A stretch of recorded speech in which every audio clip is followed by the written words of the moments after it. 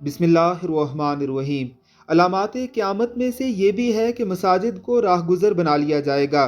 اس کے معنی یہ ہیں کہ آدمی ایک طرف سے دوسری طرف جانے کے لیے مسجد کو راستے کے طور پر استعمال کرے گا۔ اس کا تعلق نماز اور مسجدوں سے نہیں ہوگا، یعنی آخر زمانے میں مساجد کو نماز سے زیادہ راستوں کے لیے استعمال کیا جائے گا۔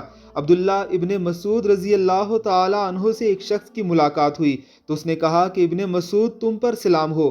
عبداللہ نے کہا کہ اللہ اور اس کے رسول صلی اللہ علیہ وسلم نے سچ فرمایا۔ میں نے اللہ کے رسول کو یہ فرماتے سنا کہ قیامت کی علامات میں سے یہ بھی ہے کہ آدمی مسجد میں داخل ہوگا مگر اس میں 2 رکعت ادا نہیں کرے گا، یعنی 2 رکعت نماز تحیۃ المسجد، جن کی احادیث مبارکہ میں بڑی فضیلت وارد ہوئی ہے، جس کے بارے میں آپ صلی اللہ علیہ وسلم اور آپ کے صحابہ نے بڑی ترغیب دی ہے، وہ موقوف ہو جائے گی۔